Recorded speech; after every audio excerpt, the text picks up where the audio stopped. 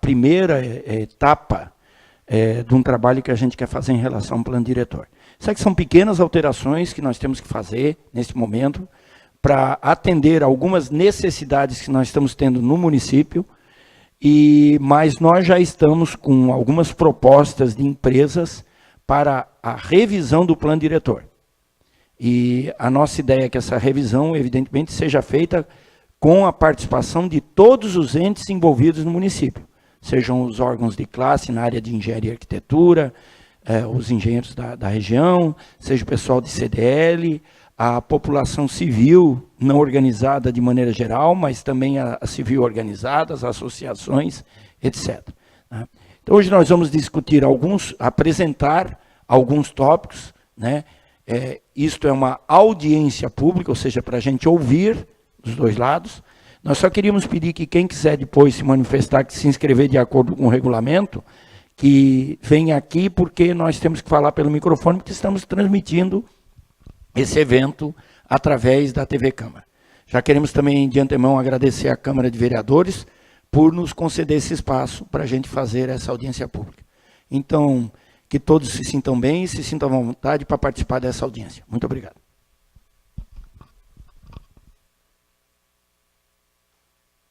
Bem, pessoal, a alteração nossa hoje ela se dá pontualmente em duas leis. A Lei 1705, que é do parcelamento do solo, e a Lei 1706. Começaremos pela 1705. A alteração da Lei Municipal 1705, de 10 de dezembro de 2004. Né? Ela dispõe sobre o parcelamento e ocupação do uso do solo e dá outras providências. Então, o artigo 1º passa a vigorar com as seguintes alterações. Artigo 12. Todas as vias públicas constantes do loteamento deverão ser construídas pelo proprietário, recebendo no mínimo meio-fio e sarjeta, rede de distribuição de água, rede de distribuição de energia elétrica, drenagem de águas superficiais, pavimento definitivo, terraplanagem e arborização, de acordo com o respectivo projeto e as indicações dadas pelo órgão competente da municipalidade. O que altera nessa lei é apenas a pavimentação definitiva. Os outros itens ali, todo ele é normal do loteamento. E aí a gente começa a caracterizar o que é pavimento definitivo. Para fins de interpretação do caput, não se considera pavimento definitivo. Saibro, brita, pedrisco e pedrisco, é isso aí. E ali a gente começa a discorrer e a gente começa a complementar a lei anterior. Cabe ao empreendedor do parcelamento do solo a demarcação, item A dos lotes, com piquetes de madeira de boa qualidade, das quadras, com marcos em concreto, e áreas destinadas ao uso público dos loteamentos, com marcos em concreto. Item B dos lotes, com piquetes de madeira de boa qualidade, e se houver das áreas destinadas a equipamentos comunitários dos desmembramentos, com marcos de concreto. Das unidades autônomas, no caso isso dos condomínios, com piquetes de madeira de boa qualidade. Áreas de uso comum dos condôminos, com marcos em concreto, e quando houver áreas destinadas ao uso público dos condomínios urbanísticos, com marcos em concreto, cercadas posteriormente. Da implantação dos meios-fios, da rede de distribuição de energia elétrica, da rede de distribuição de água, da rede de iluminação pública, da rede de drenagens de águas superficiais, das galerias de águas pluviais, da pavimentação definitiva de todas as ruas projetadas, obedecido o disposto no parágrafo 1º, que é aquele referido anteriormente. Da execução do projeto de arborização, dos elementos da infraestrutura complementar que venham a ser exigidos por legislação federal ou estadual. Item J, da rede de esgoto básica, no padrão da concessionária, ou em casos excepcionais, a critério da administração pública municipal. Sistema completo com estação de tratamento de esgoto, que é um caso visto lá na frente depois, nessa parte de esgoto aí. 3. A manutenção do sistema viário das áreas públicas, da infraestrutura básica e complementar interna do parcelamento, até a conclusão das obras previstas no cronograma de implantação do loteamento. Artigo 37. A instituição de condomínios por unidades autônomas, instituído na forma do artigo 8º, alíneas A e B da Lei Federal 4591, de 16 de dezembro de 64. Será procedida na forma desta lei e constituída de Ali entra uma parte nova dessa lei que nós não tínhamos a parte condominial estabelecida em lei. Então, essa é uma coisa praticamente toda nova. E tem um condomínio por unidades autônomas constituído por edificações térreas ou assobradadas com características de habitação familiar. Condomínio por unidades autônomas constituído por um ou mais blocos de edificação de 2 ou mais pavimentos, com características de habitação multifamiliar, com acessos direto. Faltou uma parte, né?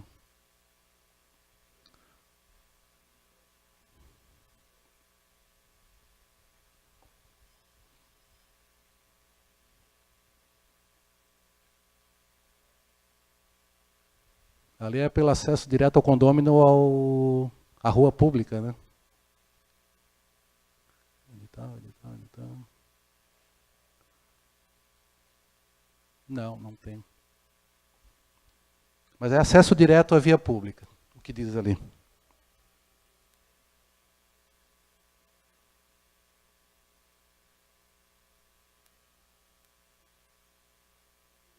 Tá, o item 3, condomínio por unidades autônomas, constituído por 2 ou mais blocos de edificação de 2 ou mais pavimentos, com características de habitação multifamiliar, sem acesso direto de alguma unidade autônoma ao logradouro público existente, havendo a necessidade de criar novas vias de circulação no interior da gleba para acessar essas unidades. E o 4, condomínio por unidades autônomas, constituído por lotes e áreas comuns, com características de habitação unifamiliar. Aí entrou essas duas partes aqui, o 3 e o 4 que não tinha. Antes era só a parte edilícia, que é aquela parte de construção, apartamentos e tudo mais. Agora entra a parte de lotes. Artigo 38 é vedado ao condomínio ter área superior a 250 mil metros quadrados, que é o tal do 25 hectares, excluídas as áreas de preservação permanente e não edificante, a não ser quando se apresentarem confinados por obstáculo físico e que não haja parecer favorável do órgão do planejamento.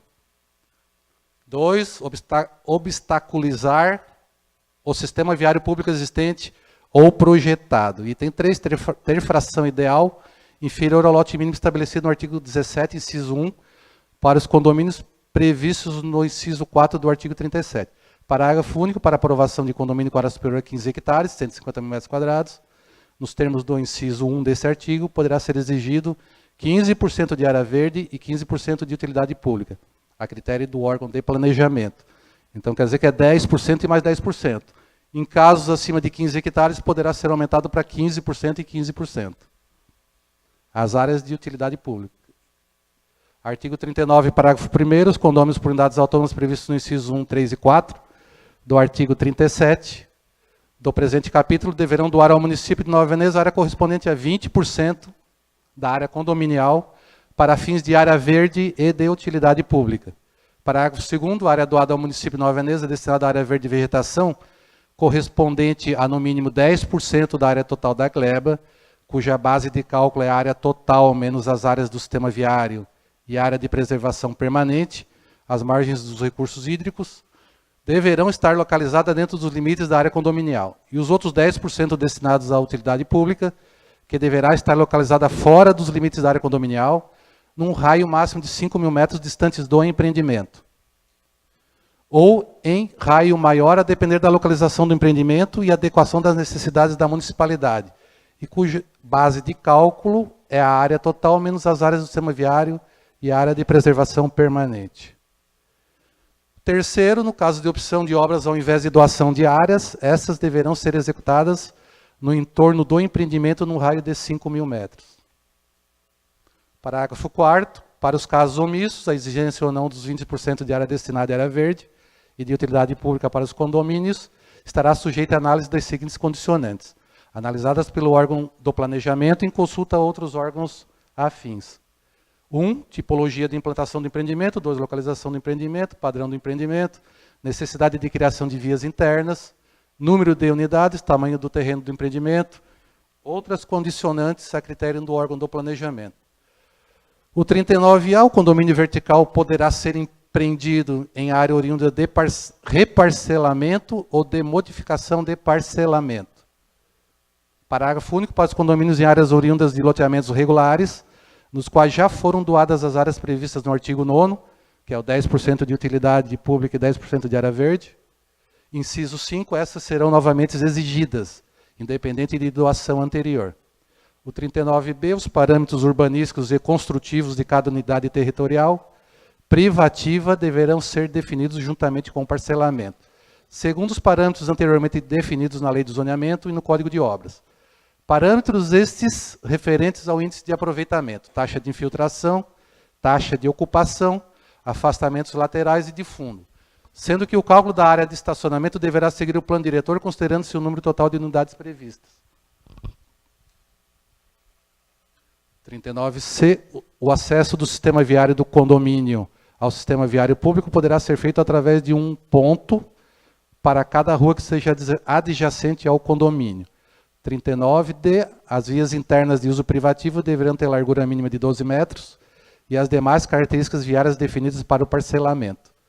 Parágrafo 1º, nos condomínios previstos no inciso 4 do artigo 37, as vias internas do uso privativo deverão ter largura mínima de 10 metros.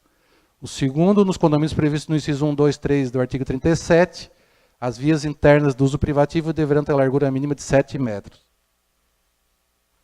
39E, todas as unidades territoriais previstas dos condomínios horizontais deverão ter frente para as vias internas do conjunto.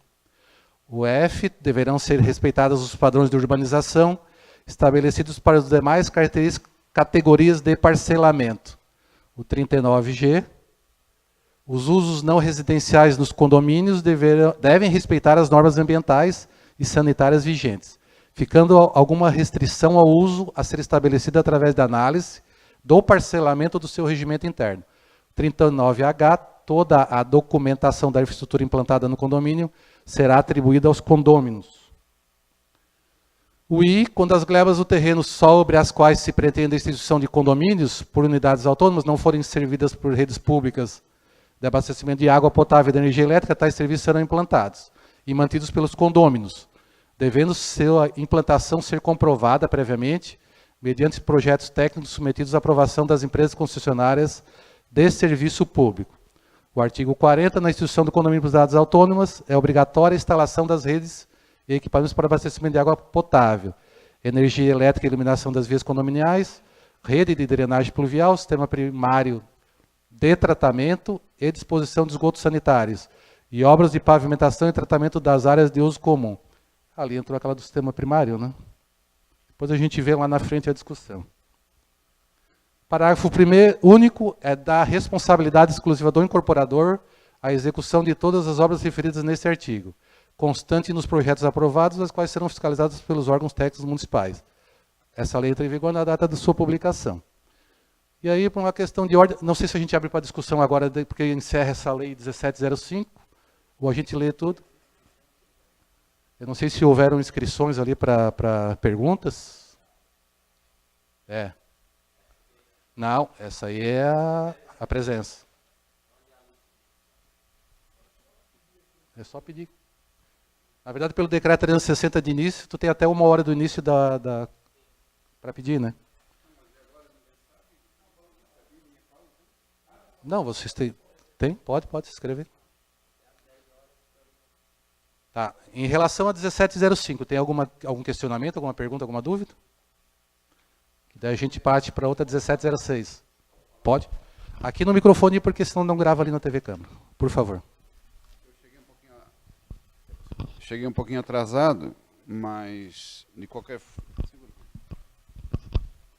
forma, assim, não sei se está no plano vigente, mas a questão de doação de áreas para condomínios, onde existe a faixa não edificante ou faixa de domínio de rodovia municipal, estadual, federal, não é o caso aqui, onde é que entra essas faixas para que, no caso, o dono do terreno ele perde essas áreas. E isso não pode ser agregado em algum desses itens que está previsto aqui para área verde, área de uso comum, ou área de arruamento, não está escrito isso na lei, a menos que esteja na vigente. Isso. Na verdade, a parte condominial é diferente da parte de loteamento, que são as duas formas de parcelamento. A parte condominial, ela não, se tu vê ali, no cálculo da área condominial, ela não consta com a área não edificante e a área de rua. Porque isso aí faz parte da área comum do condomínio. Isso tudo vai fazendo parte. Área de uso comum e área área privativa, como você sabe que condomínio existe. Isso aí. Encaixa a área não edificante ou área de domínio dentro da doação que Tu não vai doar. A área condominial, tu não doa a área não edificante ou área de arruamento ao município. Vai fazer parte da área de fração comum de cada condomínio. não seria bom estar escrito isso? É uma sugestão, é uma sugestão. Apenas é um anteprojeto, na verdade Sim, não é sim, um sim. projeto ainda. Sim. Eu creio que deveria estar bem definido onde entra a área não edificante ou faixa de domínio, porque fica isso. Daqui a pouco a gente pode, essa área, no momento que tu vai retificar uma escritura, tu perde totalmente e tu não pode, e além dessa área que tu perde, tu vai ter que dar mais ou 20% ou 30%, conforme o caso aqui. Eu creio que uma sugestão seria incluir nesse anteprojeto a destinação dessas áreas que serão não edificantes ou faixa de domínio, porque tem muitos casos, em qualquer rodovia, aqui tem 15 metros, não sei, então essa área, se não computar com nada, é uma área, além das áreas do 20% ou 30%, tu vai perder mais essa área. Então eu creio que seria interessante que isso fosse previsto na lei. Correto? Está anotado ali, secretário? Tá ok.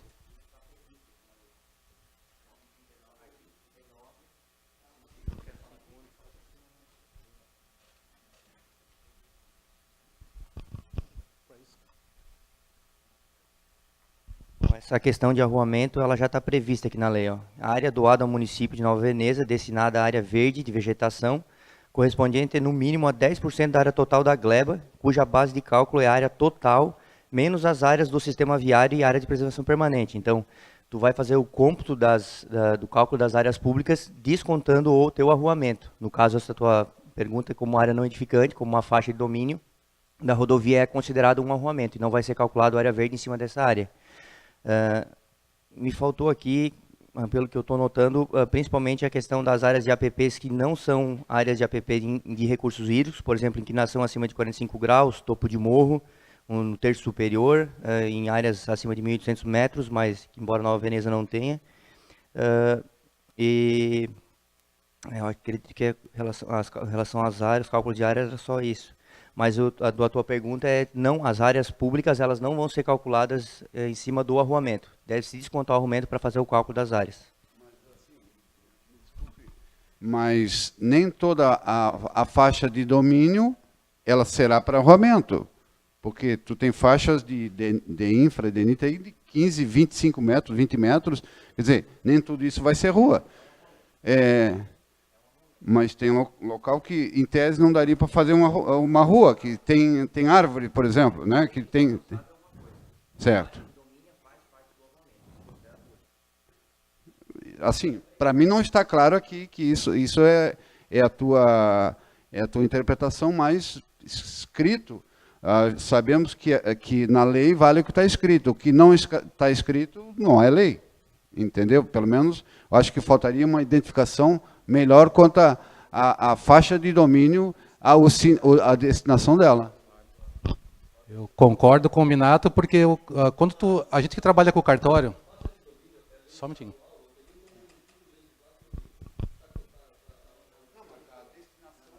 Mas é assim, ó, quando a gente vai retificar uma escritura no cartório, tem hora que o cartório pede com faixa de domínio, e eu entendo como faixa de domínio, tu tem que tirar essa área da tua matrícula, porque é uma faixa de domínio. Indenizável ou não, naquela hora ali tu está sendo utilizado. Não é pelo Estado ou pelo município ou alguém. E aí, hoje, como está hoje? O cartório muda a todo momento. Como está hoje, o cartório ele pede para te cravar como área não edificante, ou não edificável, como é ali. Não edificante, uma coisa assim. Como área não edificante, tu consegue compor essa área lá no teu cômputo, dá os 15% da área destinada arruamento do teu loteamento ou o acesso condominial.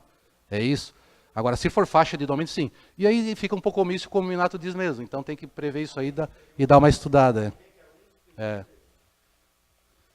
É lei superior. Eu sei, mas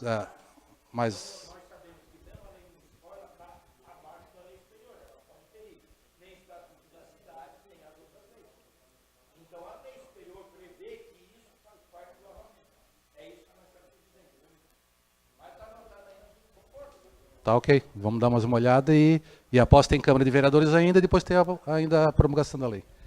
Mais alguma coisa, Zé Luiz? Queria manifestar? Mais alguma coisa sobre essa lei? Dado. Não? Pois não, Marcelo?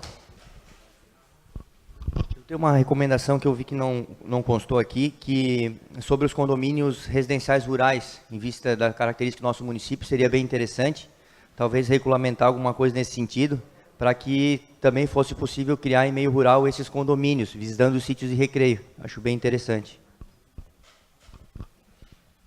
Sabendo sobre a regulamentação que o INCRA... tem que ver como é que fica esse estudo aí, mas anota ali, Júlio, porque o INCRA não reconhece por menos 2 hectares, né? Tem que ver como é que ficaria esse regramento.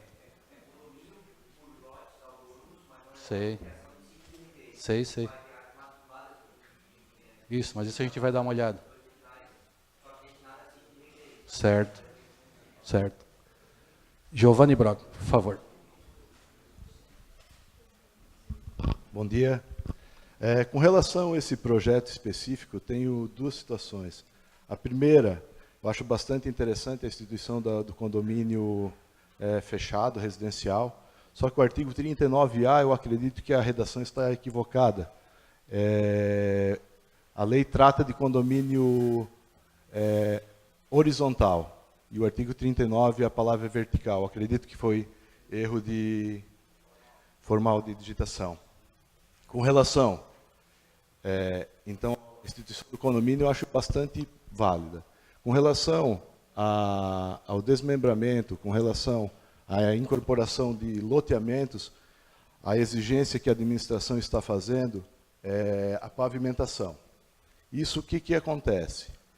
Nós temos hoje no país o programa instituído pelo governo federal Minha Casa Minha Vida. Nesse programa, a gente sabe que os lotes eles têm que ter uma faixa de valores menores. Se tiver a pavimentação, com certeza vai ficar fora dessa faixa de valores os imóveis em Nova Veneza. Então, a gente, como empreendedor, sabe que valoriza a pavimentação, mas tem várias situações que eu posso aqui falar. Nós estamos fazendo um loteamento que vai ser pavimentado. Por quê?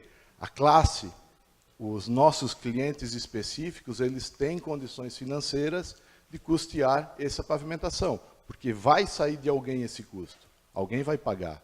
Mas nós temos alguns loteamentos no nosso município, posso dizer, próximo da Nossa Senhora de Lourdes, que está sendo feito exclusivamente para atender as pessoas com poucos recursos financeiros. Então, esse loteamento vai se tornar inviável com essa lei. O que eu vejo? A administração ela tem o dever de minimizar os problemas sociais. Ela tem o dever, nesse caso, de tentar fazer com que as pessoas com menos recursos financeiros possam adquirir seu pedaço de terra, seu chão. Então, não tem nenhuma exceção nessa lei aonde possa estar previsto isso. Não vi, pelo menos. E outra situação, os loteamentos que está se cobrando a pavimentação, são loteamentos que estão em zona de expansão da urbanização.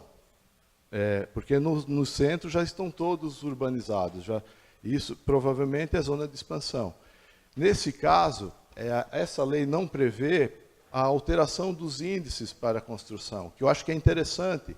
Em contrapartida, a administração cobra a pavimentação, mas em contrapartida ela já fixa para o que o empreendedor possa fazer a alteração desses índices para a construção. O que isso quer dizer? O empreendedor ele vai ter custo com a sua obra, só que o benefício para o cliente não tem nenhum. Por quê? Porque essas zonas de expansão são todas de características residenciais. Residencial, o índice de construção é mínimo. Então, pode térreo mais um, vai ser só sobrado. Eu acho que a administração podia prever, no caso da implantação de um loteamento, cobrar a pavimentação, mas também já estipular que o índice possa ser de zona mista diversificada, por exemplo, que vai compensar o empreendimento. Essa é a minha situação. Tá ok? Renato? Eu só quero fazer uma única observação. O programa Minha Casa Minha Vida, já o ano passado, houve uma alteração por parte do governo federal obrigando a pavimentação. Então, mesmo o loteamento popular, sim senhor, o Minha Casa Minha Vida, ele já prevê que seja obrigatório a pavimentação. Isso foi uma obrigação porque o programa Minha Casa Minha Vida, e dentro do Estatuto da Cidade, já quer transferir ou tirar do poder público a obrigatoriedade posterior ao empreendimento de fazer toda a infraestrutura de pavimentação. E esse é o objetivo, exatamente, que nós tenhamos nos municípios, e o único município da região da ANREC, eu acho que somos só nós, nós ou um outro município, que não existe mais essa obrigatoriedade. Cocal do Sul não tem 1 metro sem estar pavimentado, porque já adotou essa lei há muito tempo atrás, da pavimentação, e sem qualquer outra alteração de índices. Tá? Então, o que nós queremos é que o loteamento, os novos loteamentos, evidente, os que já estão encaminhados, eles já nasçam com essa questão para tirar essa necessidade futura do poder público. Mais alguém? Tito. Eu gostaria de saber se nesse projeto aí existe a demarcação de zona rural e urbana aqui na praça. Porque o meu hotel, ele estava em cima de zona rural. E eu tive que transformar ele em zona urbana. Então, eu queria saber aonde aqui é zona rural e urbana aqui. Não, isso aí não está. Essa alteração não trata desse assunto. Isso vai ser tratado. Vou falar que nós estamos em transmissão. Isso nós vamos tratar na revisão do plano diretor, porque é uma questão de zoneamento. Aqui nós não estamos discutindo zoneamento. Tá? Então, na hora que nós vamos tratar da mudança do plano diretor, nós vamos tratar de zoneamento. Hoje, quando nós tivermos necessidade de algumas questões, por exemplo, há áreas em que você vai implementar algum loteamento, algum condomínio privado, fechado, a maneira que nós temos é, através de um decreto, alterar o zoneamento de rural para urbano, que é o caso do teu hotel que aconteceu. Então, isto, depois, na revisão do plano diretor, nós vamos tratar disso de uma forma mais completa, até porque ele é muito mais complexo, esse estudo. Eu acho isso aí importante porque a nossa zona rural ela está dentro da praça, né? E existem leis que definem o que é urbano e o que é rural, né, com a delimitação. A parte de Veneza, da sede, ela foi alterada faz 2 ou 3 anos aqui, aí incorporando o loteamento lá embaixo e outras áreas ao redor. E mais algum questionamento? Só para finalizar aquela parte do Giovanni ali, só para dar curiosidade, de 2004, que é o plano diretor nosso, 10 de dezembro até agora, nós tivemos 2 loteamentos aprovados aqui na Veneza e implantados. Desse um foi o Veneza Ville, com total pavimentação, e o Danilo Spiller no Caravaggio, que só falta uma rua para pavimentar. Os outros todos estão em implantação ainda. Marcelo. Só rapidinho aqui, uma sugestão, Carlos, que eu não observei aqui com relação aos cálculos. Os cálculos das áreas públicas, eles levam em consideração também as áreas remanescentes. No caso, quando um proprietário tiver uma gleba maior e for lotear somente a metade, for fazer um condomínio... Tá.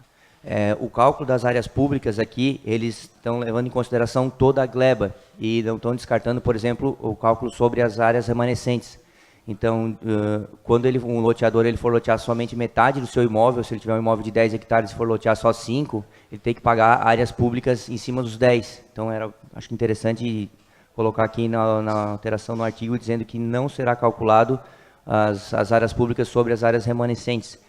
E também com relação aqui à questão de doação, que ele fala que se um condomínio foi instituído em cima de um lote já loteado, onde já houve o parcelamento, onde houve uma vez a doação das áreas públicas, ele deve novamente fazer a doação de mais área pública.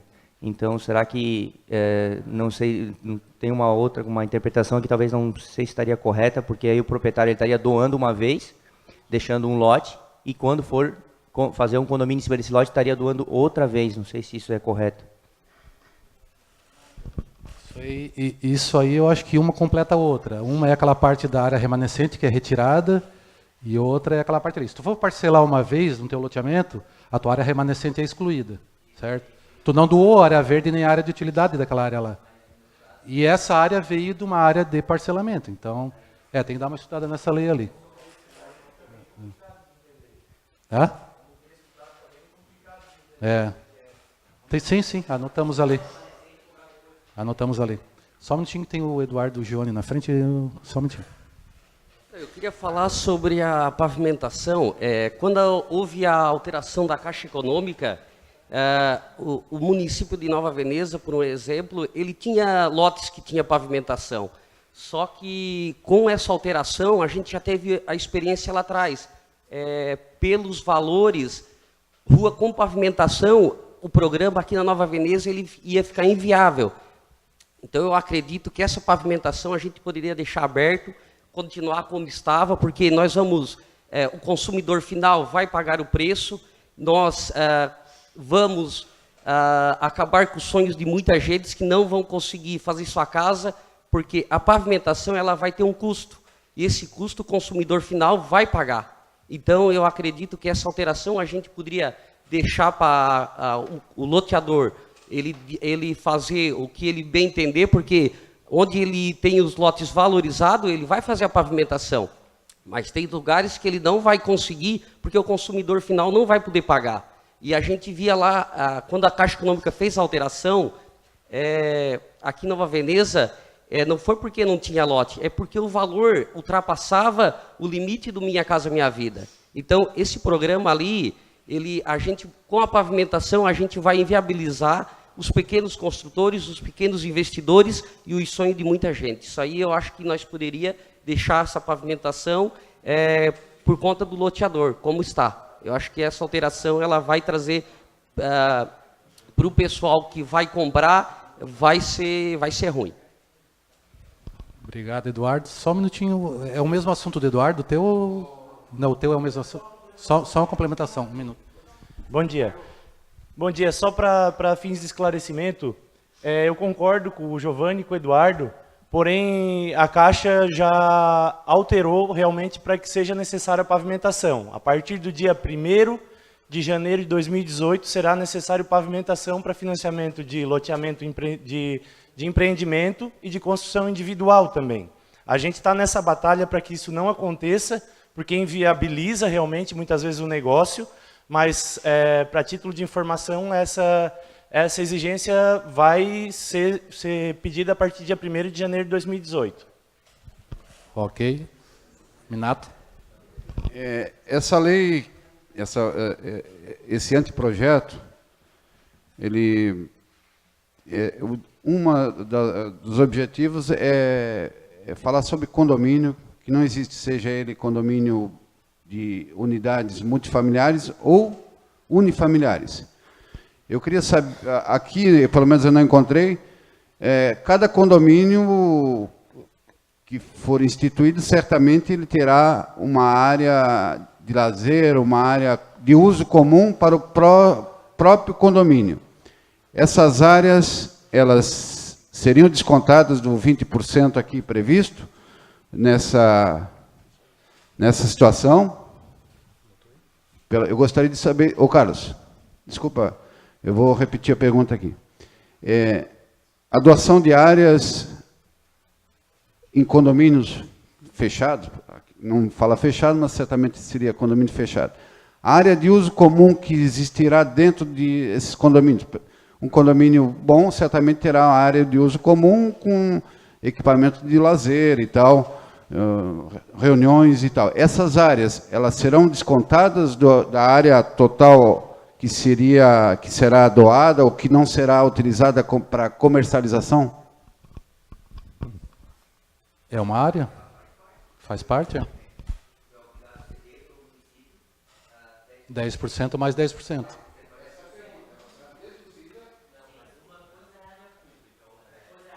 Isso. Ó, a área que tu quer deixar lá dentro do teu condomínio, um parquezinho, alguma coisa lá, é problema teu. Vai constar da área comum e área de uso comum lá dentro.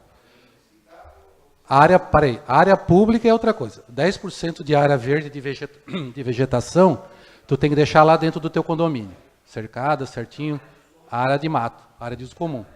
Os outros 10% de utilidade pública, tu tem que deixar fora do condomínio.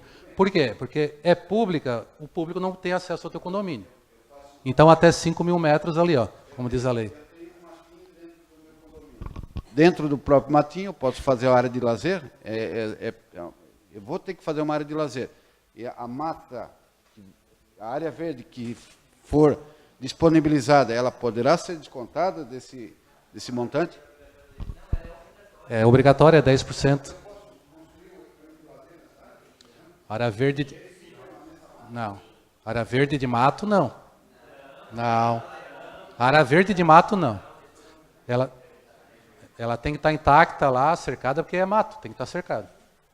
Então, a área que tu for fazer o lazer para o condomínio, ela está fora do 20% da área a ser doada, do 10%.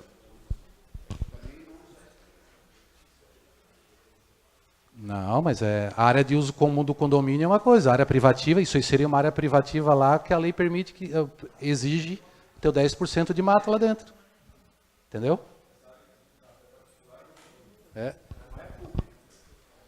Muito bem, pessoal, encerramos então a 17h05. Vamos para outra? Oi. A próxima vai ser aqui na Câmara de Vereadores, daí, junto com os vereadores. Isso. Não, o procedimento é o seguinte, foi apresentado o projeto de lei, se faz audiência pública, tem vereadores aqui escutando, está sendo transmitido. Isso é uma audiência consultiva, não é deliberativa. O poder de deliberação deste projeto de lei encaminhado à Câmara, ele é exclusivo dos vereadores. Então, os vereadores podem sugerir uma emenda ao projeto, essa emenda pode passar ou não, certo? De acordo com a votação. Tá? Então, a partir de hoje, a gente faz audiência, encaminha para a Câmara, e a Câmara vai fazer análise do projeto e vai botar em votação. Certo? Pode ter emendas ou não. Este é o funcionamento, e é isso que o Estatuto da Cidade prevê. É dessa forma. Essas sugestões nós estamos anotando, nós estamos apresentando o projeto de lei. Um vereador pode fazer uma sugestão de alguma alteração. Entra com uma sugestão de emenda, certo? E aí, essa emenda pode passar ou não. Ponto final. Esse é o mecanismo legal. Isso eu falei no começo, você não estava, Edio? Nós já estamos com 2 orçamentos, virá um terceiro, de empresas que tem o objetivo de fazer a revisão do nosso plano diretor. A nossa ideia é que nós, evidentemente, vamos contratar, até porque a lei assim exige, o Estatuto da Cidade também, e nós vamos contratar essa empresa para fazer essa revisão. Essa revisão, evidentemente, ela é mais longa, ela exige, a própria lei prevê, reuniões com membros da sociedade civil como toda, organizada ou não, e depois vão ser várias audiências públicas. Tá? Aí tem uma exigência mínima de audiências públicas, apresentando a sugestão de revisão, como acontece quando tu cria o plano diretor. Tá?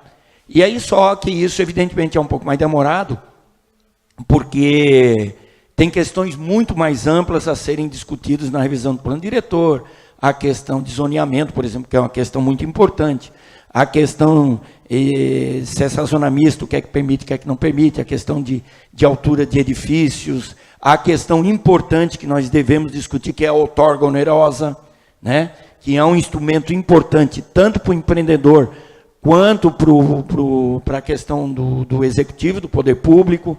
Então, são coisas muito mais importantes e que requerem uma discussão muito mais longa, né? Sim, nós já queremos começar isso esse ano. Não quer dizer que a conclusão dele seja em 5 meses, 6 meses. Claro, quanto antes nós conseguimos concluir, melhor. Mas esse ano nós vamos começar sim. Muito bem, pessoal. Vamos à frente, então. É o projeto de lei, né, que altera a Lei Municipal 1706, de 10 de dezembro de 2004, que dispõe sobre o desenvolvimento urbano de Nova Veneza, plano diretor urbano e de outras providências. Artigo 1º, a Lei Municipal 1706, artigo 56, parágrafo 1º. Nos terrenos em que se encontrem edificações construções consolidadas, de relevante valor histórico, cultural ou comercial, o índice de aproveitamento, a taxa de ocupação, o coeficiente de permeabilidade e os afastamentos poderão ser alterados, desde que mantido o alinhamento da construção pré-existente, mediante análise da Secretaria Municipal de Planejamento. Parágrafo 2º, para fins de interpretação do disposto no parágrafo 1º, considera-se construções consolidadas aquelas realizadas anteriormente à vigência da Lei Municipal 1706, de 10 de dezembro de 2004. Alguma dúvida?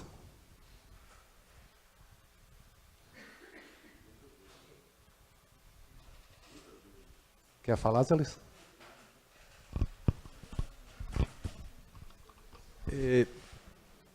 Nos terrenos com edificações consolidadas de valor histórico-cultural. A lei está abrindo precedente para as edificações de valor histórico-cultural. As edificações de valor histórico-cultural não tem lei específica que as protege, e justamente sobre essas é que nós vamos legislar, avançando na liberação.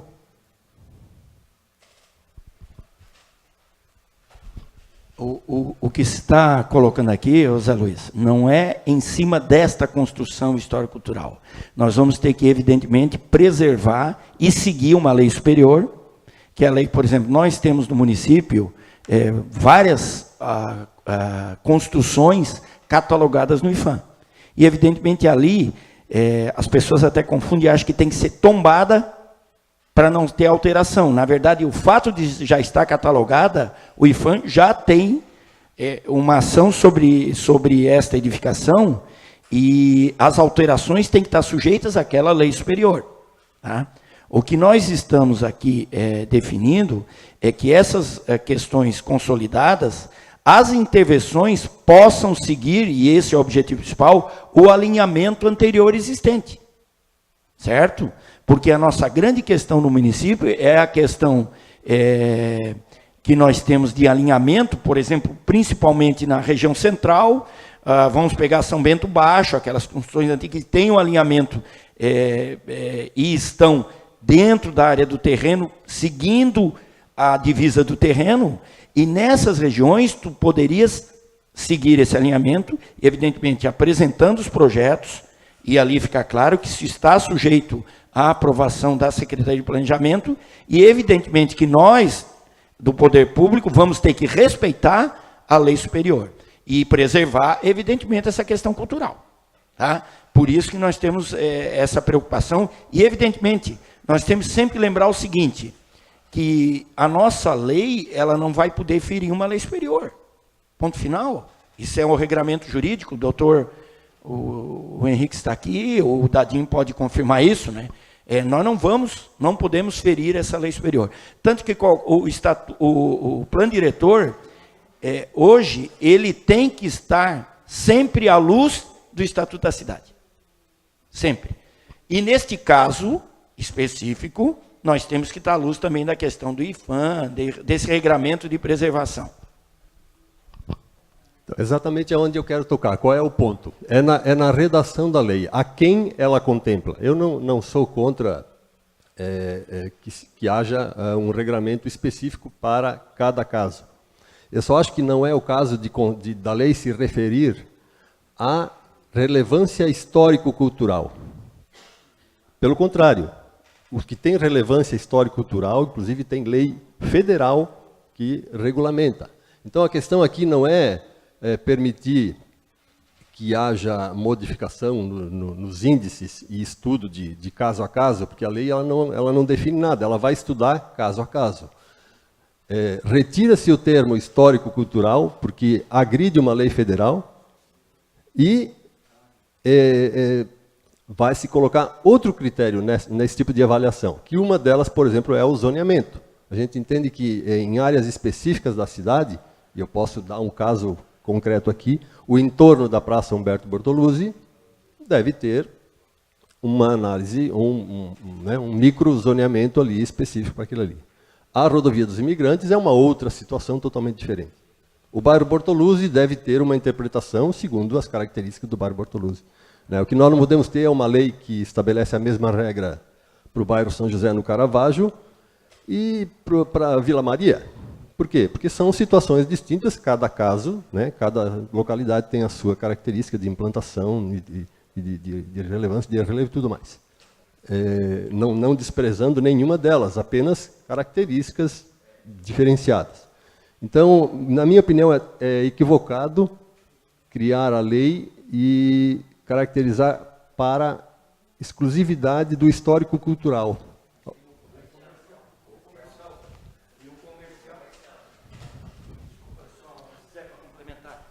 É que o comercial, ele tem duas características.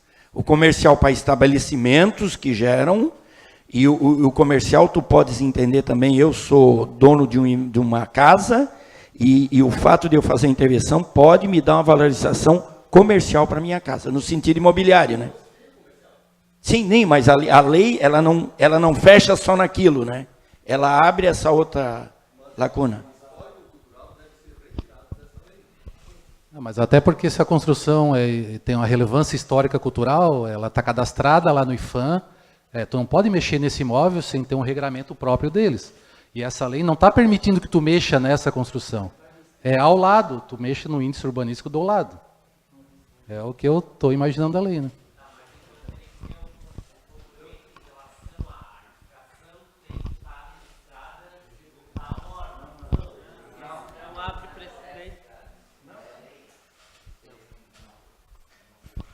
Quero aproveitar, já que estou com o microfone, quero fazer uma pergunta.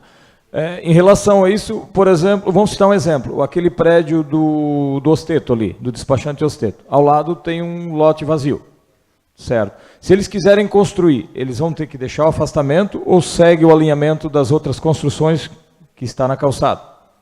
Assim também como exemplo, desculpe, Chico, o exemplo do restaurante da Divina Armida. Foi ampliado a lateral agora, seguiu o mesmo alinhamento da calçada.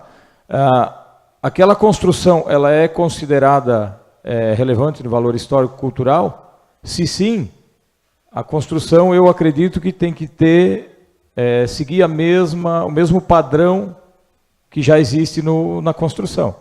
Se não, sem problema, constrói-se uma arquitetura moderna do jeito que for. Então, a pergunta realmente é isso, essa questão de alinhamento. O lote vazio ao lado de duas construções já existentes, pode-se construir no mesmo alinhamento ou tem que ter afastamento? Se a critério da Secretaria de Planejamento ela chegar à conclusão que o imóvel tem relevância histórica, cultural, pode sim. Pode sim. Vamos fazer a seguinte consideração. Já que tu citou o exemplo, o caso do Chicão. O empreendimento ali, ele está dando continuidade a um empreendimento que existe, ele faz parte da matrícula, etc. Eu tenho um prédio, eu tenho um lote novo, certo? E eu quero fazer um outro investimento, uma outra coisa. Ele segue o regramento para uma edificação nova. Ele não é aquele terreno não é de valor histórico e cultural, certo? Então, ele vai seguir o regramento anterior. Tem que ter o afastamento. Isso, tem que ter o afastamento. Esse é o entendimento. Tá? Porque é diferente. Não. Calma. Onde, pensa, olha, nos terrenos em que se encontrem, onde tem edificação. Onde existam edificações, e ainda deixa claro lá, a partir ou até quando é considerado essa edificação, porque a grande questão é a questão ali, edificações e construções consolidadas, né? Consolidadas.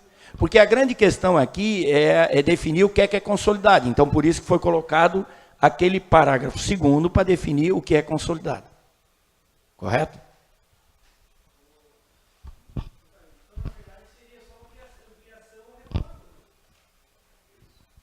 É isso aí.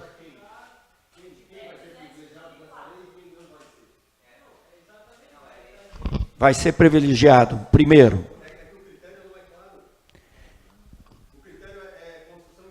E, não. Zé, eu acho que, desculpa, é uma questão de leitura. Vamos ver uma questão de leitura. Nós estamos dizendo de valor histórico, cultural ou comercial. Esse comercial, ele dá a amplitude que eu expliquei antes. Na nossa visão. A amplitude de um empreendimento, uma casa que você tem, mesmo que ela não tenha valor histórico cultural, mas você tem um empreendimento, você quer ampliar, certo? E ele vai te dar um valor, ele tem uma questão comercial envolvida, certo? Ele entra nesse critério. Ele entra nesse critério.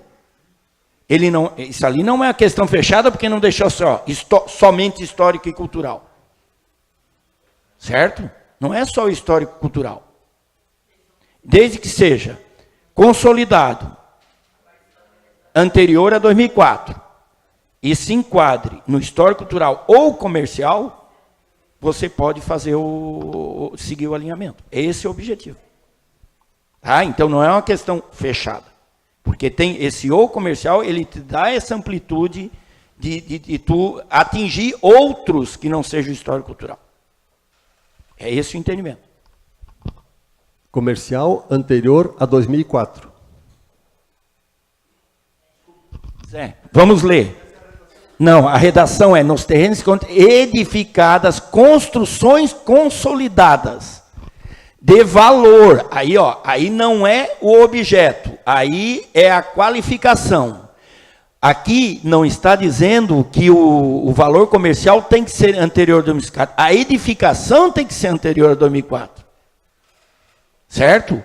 Não está se discutindo o valor histórico-cultural. Porque o valor histórico-cultural pode ser um prédio centenário ou não.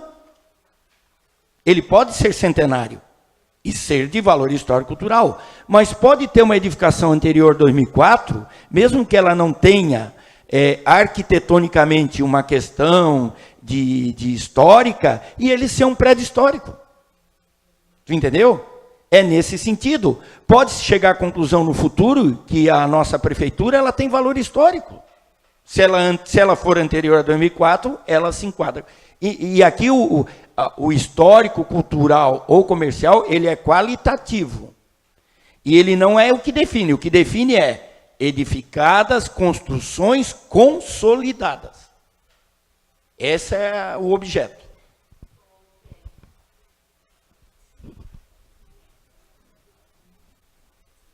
Só continuando o que o Fábio perguntou, sobre as obras e os prédios já construídos. Quem avalia o planejamento sobre todas as obras antes de 2004? O meu questionamento é só o seguinte: se existe a possibilidade de ter não sei se uma comissão ou não, para sempre ser avaliado da mesma forma, porque dependendo, conforme 4 anos é um que está no planejamento, 4 anos são outros que pode estar no planejamento, para dar continuidade.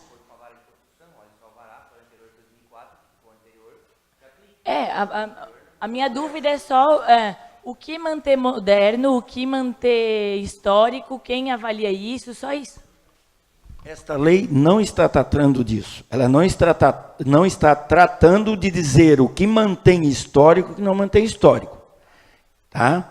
Isso é um estatuto, uma coisa diferente, é uma legislação própria que tem que ser criada dentro do plano diretor. Aí um estudo mais, porque nós poderíamos dizer no plano diretor que a partir de agora todas as nossas construções, a exemplo, por exemplo, de Blumenau, tem que seguir o padrão Enxamel, lá no caso do Blumenau, alemão. Não é o caso, nós não temos isso ainda definido aqui. E isso, no plano diretor, a gente pode chegar a essa conclusão.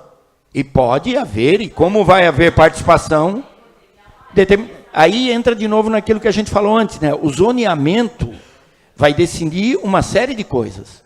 O que pode construir, como construir, de que forma, que arquitetura. Isso no zoneamento pode existir ou não. Vai depender do que se prevê no plano diretor. Isso. Essa parte agora, nós estamos discutindo a questão do pode construir nesse alinhamento, etc, etc. Não estamos aqui definindo assim que tipo de construção aqui, porque aí é a questão de zoneamento. Tem que seguir lá o isso, aquilo, tem que ter tal elemento arquitetônico, tal. Tá? Aí é outra questão. É que sofre análise qualitativa. Nós, engenheiros, a gente já pede mais a quantidade, né? Quantitativo, mas é a parte qualitativa.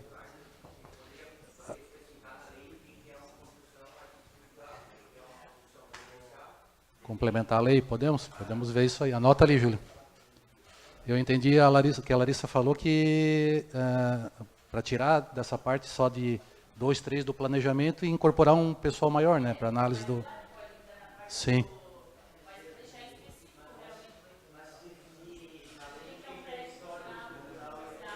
Pronto, daí a regra serve para todos. Exato. Bom, pessoal, mais alguma coisa? Não? Não, esse é o último. Carlos Eduardo Gislandi. Bom dia a todos. Aqui eu estou aqui na presença do secretário de Infraestrutura, né, responsável pelas alterações aqui propostas. Eu só quero fazer uma observação jurídica com relação às alterações propostas. E aqui eu tenho até um parecer do Ministério Público do Paraná, também com relação a planos diretores municipais. O plano diretor, ele é considerado uma lei complementar. Ela é diferente das leis ordinárias, que são as leis comuns que a gente faz no dia a dia aqui. A lei complementar, ela segue um rito especial. Ela segue um rito especial, ela tem que ter toda essa...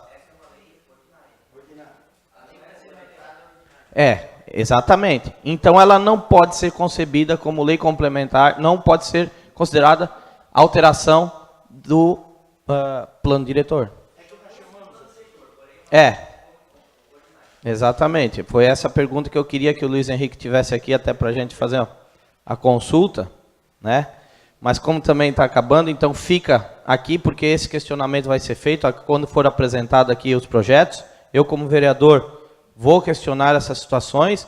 Na verdade, porque os investidores, alguns investidores e proprietários, me procuraram no sentido seguinte: olha, nós desejamos uma alteração mais ampla, porque a gente sabe que, se começarmos... É claro que tem detalhes que são urgentes, eu concordo contigo, Pierre. Eu acho que nós estamos atrasados, temos que realmente mudar. O que eu não quero é que daqui a pouco a gente faz uma alteração paliativa e depois arrasta o resto das alterações por vários anos, como já vem acontecendo. Já estamos atrasados 3 anos, pelo menos. Então, o que acontece? Nessa lei complementar, que é o plano diretor e que deve ser feito por este regime de lei complementar, então ela vai ter que ser aprovada por 2/3 dos votos aqui, né, em 2 turnos, mas o que está se apresentando aqui é a lei ordinária. Agora, até quero ouvir também aqui do secretário, porque a pergunta que eu fiz é: essas leis, se elas são ordinárias, elas não são plano diretor. Se elas são ordinárias, elas não são o plano diretor. E se tiver que fazer o plano diretor, ela tem que ser complementar. É isso. Eu só assim, eu não quero que nós entramos... O objetivo dessa audiência não é esse, mas assim, só para esclarecer, a questão do Estatuto da Cidade, ele define quem precisa ter plano diretor ou não. A princípio, municípios com menos de 20 mil habitantes não teriam obrigatoriedade. Nós temos no município uma lei ordinária, são 3 leis, na verdade, que nós denominamos de plano diretor. Por quê? Porque eles dão as diretrizes e nos direcionam de como construir, de como lotear no município. Tá? E eu acho que a tua preocupação no sentido de nós não termos mais, de nós não estarmos paralisados com relação, vamos chamar essa lei, se tu me permite, eu vou continuar chamando de plano diretor, é pertinente. Nós não podemos mais esperar, nós temos que revisar. Tanto que logo no começo eu coloquei que isto são alterações que têm uma necessidade de que se façam de forma rápida e que, na sequência, nós já vamos trabalhar, e aí estamos trabalhando em conjunto com a Câmara, e você sabe disso, para trabalharmos o plano diretor, vamos dizer, de uma forma composta, revisá-lo todo, alterar todas, fazer todas as alterações que atendam tanto às necessidades do município, enquanto ente que administra uma população, quanto à necessidade dos investidores, etc, etc. Mas sempre lembrando que o Estatuto da Cidade prevê, e o que os planos diretores preverem, em primeiro lugar, é a população estar bem atendida no sentido de morar bem, de morar em local devidamente pavimentado, com sistema de saneamento básico, etc, etc, etc. Tá? E não, o objetivo não é o empreendedor. Claro que o empreendedor faz parte do negócio e nós temos essa preocupação também, porque ninguém empreende se não tiver o resultado. Isso é lógico, é natural, né? Qualquer um de nós quer fazer um empreendimento para ter também a remuneração desse empreendimento, não tem dúvida. Tá? Então, a nossa grande preocupação agora, na sequência, Eduardo, é a gente entrar nessa revisão do plano de uma forma completa. E aí sim, é importante a participação dos entes anteriormente na discussão. Por isso que a revisão é feita de uma outra maneira. Tá? Desculpa, só complementar aqui a ideia, para não parecer que a gente quer que não aconteça coisa. Na verdade, estamos aqui realmente para tentar resolver, para tentar fazer a coisa andar da melhor forma e do jeito certo. Volto ao assunto da questão da concepção do plano diretor. Porque o plano diretor, ele não é uma lei, uma simples lei, e ele diz, basicamente diz o seguinte: o plano diretor não é uma lei, mas sim um projeto de cidade, um pacto socio-territorial e um plano urbanístico que contém os principais instrumentos de ordenamento territorial, zoneamento e fixação dos índices urbanísticos aplicáveis e dos usos permitidos em cada terreno para cada zona.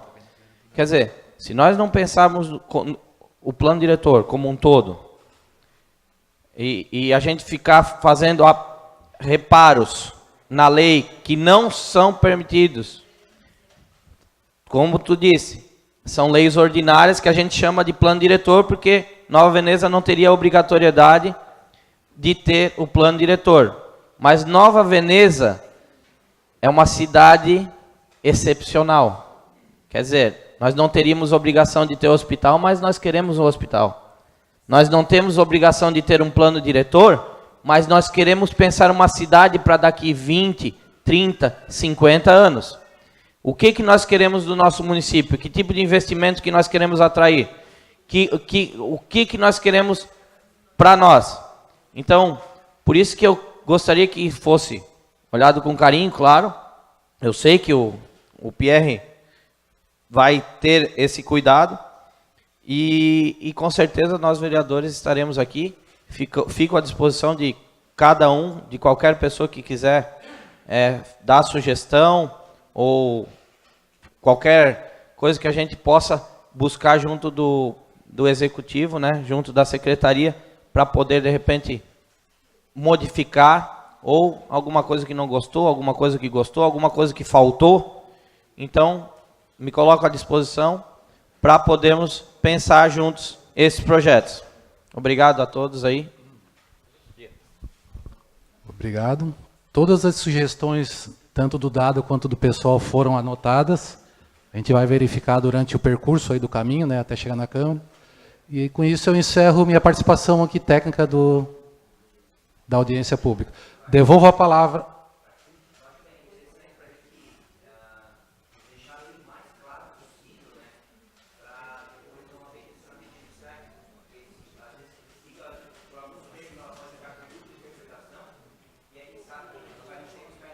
Isso, vai ser visto. Vai ser visto, sim. Sim. Tá ok. Tá ok, tá ok. Obrigado. Eu devolvo a palavra.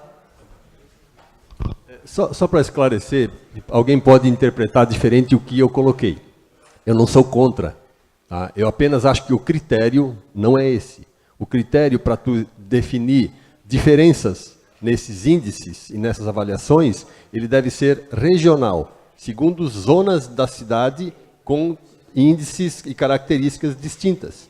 Então, meu questionamento é sobre uma edificação histórico-cultural tenha o privilégio e uma que não tenha valor histórico-cultural não tenha o privilégio. Esse é o questionamento, exclusivamente. Tá? Não sou contra que se faça isso. Eu acho que a Praça Humberto Bortoluzzi, como um todo, independente das características das edificações, ela tem que ter o mesmo critério em todas as edificações da praça, porque é uma situação exclusiva.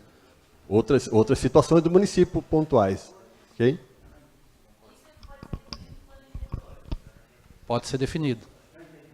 Pode ser criado vários zoneamentos para diversas regiões do município. Claro. Aqui entre Santa Luz a Vila Maria tem uma diferença grande, né? Tá ok, pessoal. Considerações finais do secretário Renato Pierre. Bom, nós só queríamos, de fato, agradecer. Eu acho que nós temos uma das audiências públicas que eu participei aqui na Câmara de Vereadores, seja das mais diversos assuntos, essa é que nós tivemos o maior público. E eu acho que isso tem que ser cada vez mais, né? Tem que ter mais público. Espero que um dia, e eu acho que quando a gente sim fizer a revisão do plano diretor, a gente tenha que fazer lá no teatro, pela participação popular. Não, nós vamos aprendendo com o tempo, nós vamos movimentando, tudo isso a gente vai com o tempo alterando, tá? Mas nós, de qualquer forma, queremos agradecer a todos vocês que vieram. A gente sabe que as opiniões sempre são divergentes, até porque todos nós temos opiniões próprias, e isso é importante que sejam consideradas. Só quero voltar a dizer que isso é uma audiência pública, né? E ela é consultiva, por isso ela é audiência, ela não é deliberativa, e agora esse projeto vai ser encaminhado à Câmara, nós vamos evidentemente analisar tudo que discutimos aqui, né? E aí sim vai para a votação para as devidas alterações.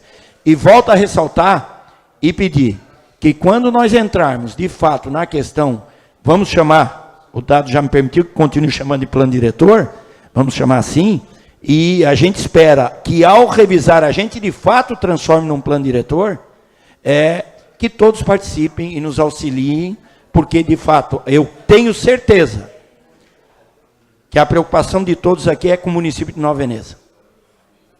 E é isso que nós temos que pensar, em Nova Veneza, no que nós queremos para o futuro de Nova Veneza. Como cidade em que nós moramos e como cidade em que nós, a grande maioria, tem os seus negócios e tem o seu meio de vida. É nesse sentido que nós pensamos. Tá? Então, mais uma vez, obrigado e um bom dia a todos.